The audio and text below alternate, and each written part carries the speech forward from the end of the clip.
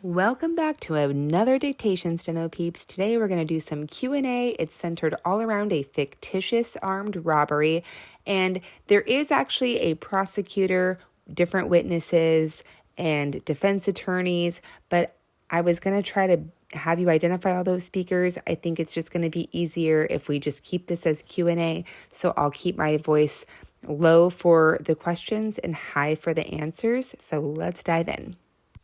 Ready? Begin. Officer Smith, can you please state your position and how long you have been with the force?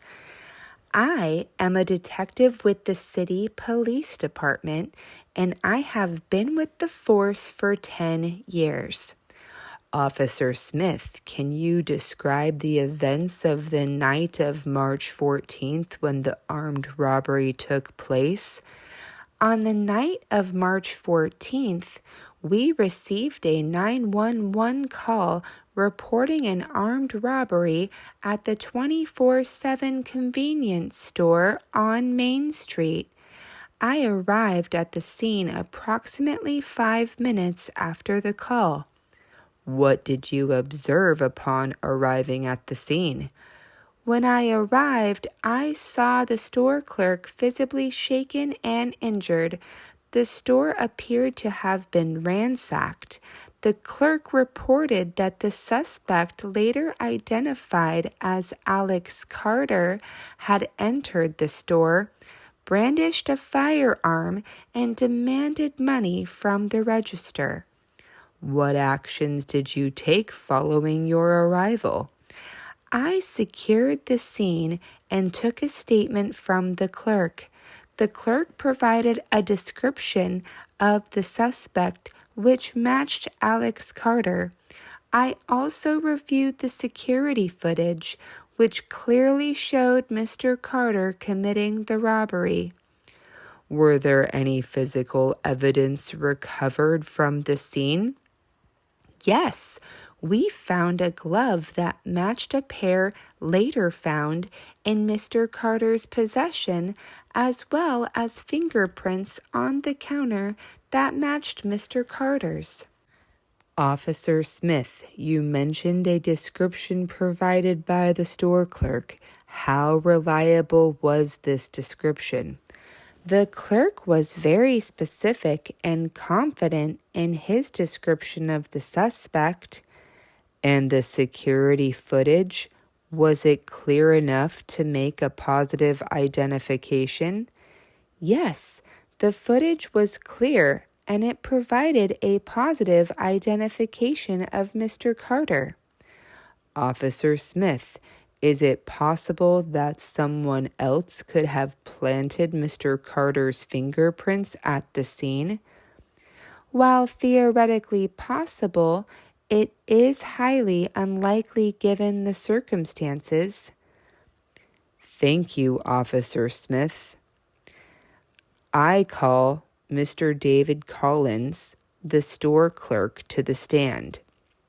Mr. Collins, can you please state your occupation and your role at the 24/7 convenience store? I am a clerk at the 24/7 convenience store, and I was working the night shift on March 14th. Can you describe what happened that night?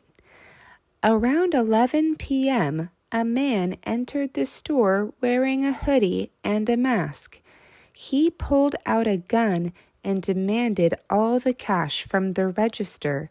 I was terrified, but did as he said. He took the money and fled the store. How were you able to identify the suspect as Alex Carter?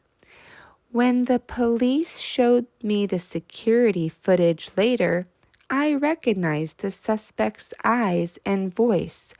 I had seen Alex Carter in the store before, and his voice was unmistakable. Did you notice anything distinctive about the suspect during the robbery? Yes, he had a noticeable tattoo on his left wrist that I recognized from seeing Mr. Carter in the store on previous occasions. Thank you, Mr. Collins. You mentioned that a suspect was wearing a mask. How can you be sure it was Mr. Carter?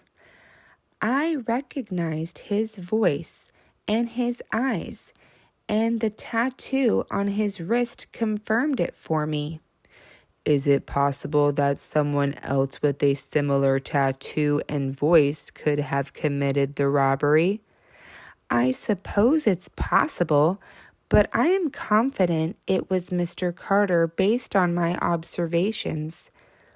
Thank you, Mr. Collins. I call Officer Rachel Smith back to the stand for further questioning. Officer Smith, after identifying Mr. Carter as the suspect, what steps did you take? We obtained a warrant for Mr. Carter's arrest and searched his residence. During the search, we found items linking him to the robbery, including a mask and a firearm matching the description given by Mr. Collins.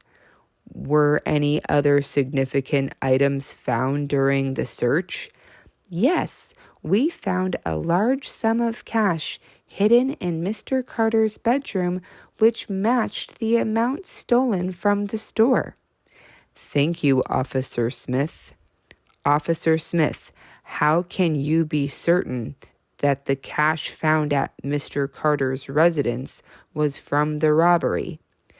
The serial numbers on some of the bills matched those recorded by the store prior to the robbery.